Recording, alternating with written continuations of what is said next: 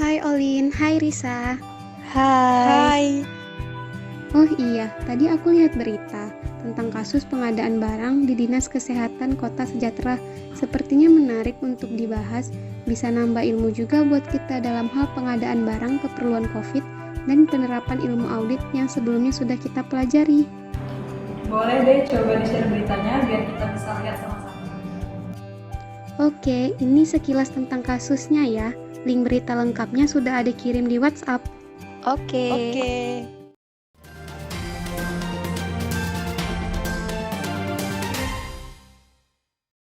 Dalam penanganan dan pencegahan kasus COVID-19, Dinas Kesehatan Kota Sejahtera melakukan pengadaan alat material kesehatan yang bersumber dari anggaran belanja tidak terduga atau BTT. Namun, dalam pengadaan barang tersebut, Dinas Kesehatan Kota Sejahtera terindikasi melakukan fraud dengan latar belakang pengadaan yang kurang jelas serta banyaknya dokumen yang tidak jelas dalam pengadaan barang tersebut.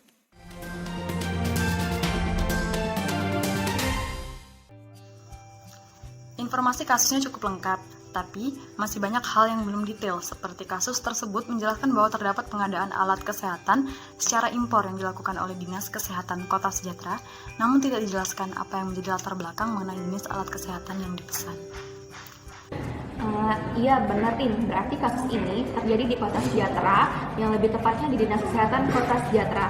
Tapi kasus ini hanya menjelaskan bahwa Dinas Kesehatan Kota Sejahtera yang memesan barang tersebut. Namun tidak disampaikan mengenai nama pihak yang melakukan pemesanan, pihak pejabat pembuat komitmennya, dan siapa yang melakukan approval atas pemesanan barang. Ade setuju sih kalau pada pengadaan tersebut masih banyak hal yang belum detail, seperti keterangan waktu. Terdapat keterangan waktu yang cukup jelas mengenai tanggal kontrak dan tanggal pembayaran pengadaan tersebut. Namun mengenai tanggal pemesanan dan tanggal pre-ordernya tidak dijelaskan. Contoh lainnya seperti latar belakang dari pengadaan tersebut hanya dijelaskan sebagai tindak lanjut dari arahan Menteri Keuangan mengenai penanganan dan pencegahan COVID-19. Namun tidak dijelaskan bahwa dari sekian banyak alat kesehatan, mengapa akhirnya BMHP test kit yang dipesan dan mengapa pemesanannya dari Korea.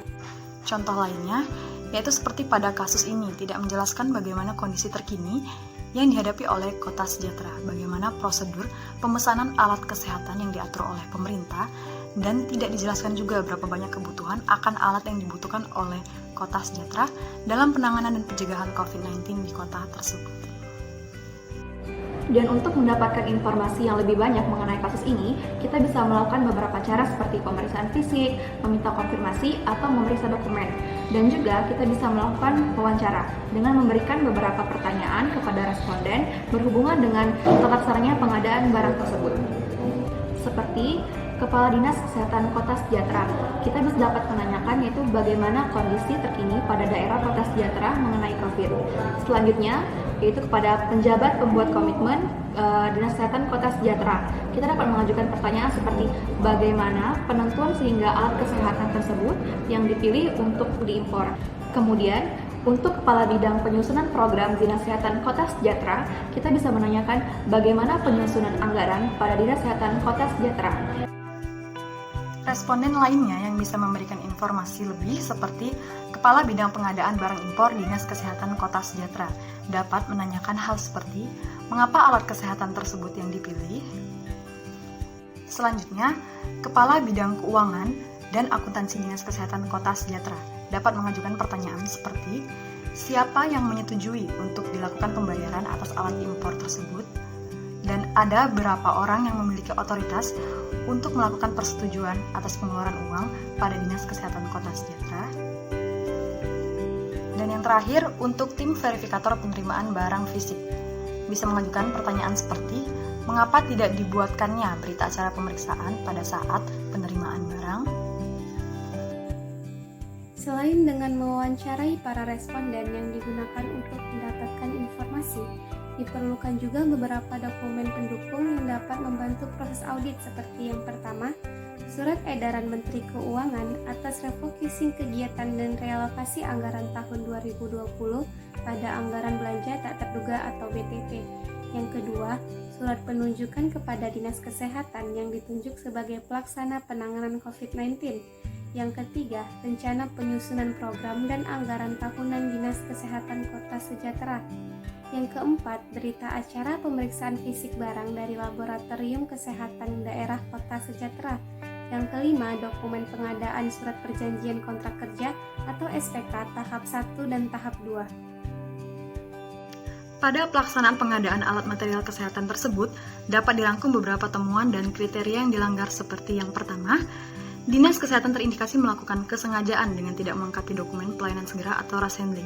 Temuan ini melanggar Peraturan Menteri Keuangan Nomor PMK 148 PMK 04/2007 tentang pengeluaran barang impor dengan pelayanan segera atau rush handling pasal 4 ayat 1. Temuan kedua, Dinas Kesehatan terindikasi tidak menyelenggarakan pembukuan terkait bidang kepabeanan atas 2 kontrak perjanjian. Hal ini melanggar Undang-Undang Nomor 17 Tahun 2006 tentang kepabeanan pasal 49 dan pasal 50 ayat 1. Dan temuan ketiga, dokumen barang impor berupa surat pemberitahuan impor barang PIB dan surat persetujuan pengeluaran barang SPPB tidak terdaftar di kantor wilayah Bea Cukai, Kota Sejahtera dan kantor pengawasan dan pelayanan Bea Cukai tipe Madya Pabean Jalan Majapahit. Temuan ini melanggar Undang-Undang Nomor 17 Tahun 2006 tentang kepabeanan pasal 3 ayat 1 dan pasal 3 ayat 2.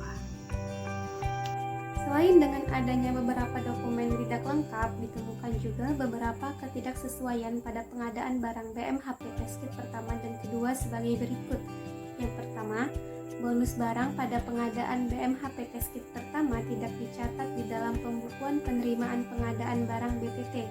Yang kedua, bonus alat berupa NX48 Viral NA Kit hanya diterima sebanyak 480 tes, di mana seharusnya yang diterima sebanyak 46.080 tes. Yang ketiga, pengadaan BMHP Test Kit kedua diketahui dilakukan untuk melengkapi NX48 Viral NA Kit sebanyak 45.600.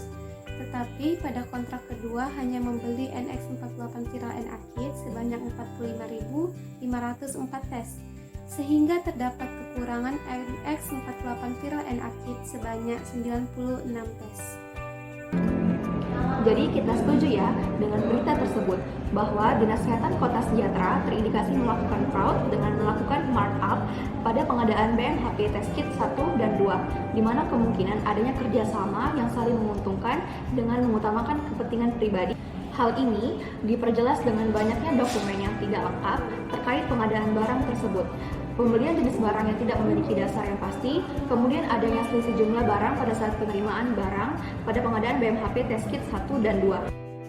Dan untuk solusi ke depannya agar tidak terjadinya fraud kembali pada Dinas Kesehatan Kota Sejahtera, yaitu yang pertama, pimpinan tertinggi harus menunjukkan komitmen dan integritas dalam penetapan dan pelaksanaan peraturan dan program yang telah ditetapkan. Dalam hal ini termasuk pemberian sanksi yang tegas terhadap pelaku yang melanggar peraturan. Yang kedua, melakukan penilaian dan evaluasi secara berkala terhadap kinerja karyawan. 3. Melakukan penilaian dan evaluasi secara berkala terhadap peraturan dan program yang sedang berjalan, sehingga dapat segera ditindaklanjuti jika ditemukan adanya kendala pada pelaksanaan peraturan dan program tersebut. 4. Meningkatkan koordinasi antar bagian, sehingga informasi dan kegiatan dapat tersampaikan dan tercatat dengan jelas pada bagian-bagian yang bersangkutan. Iya, Ade juga setuju. Terima kasih telah membahas kasus ini bersama-sama. See you next time. See you guys. See you guys!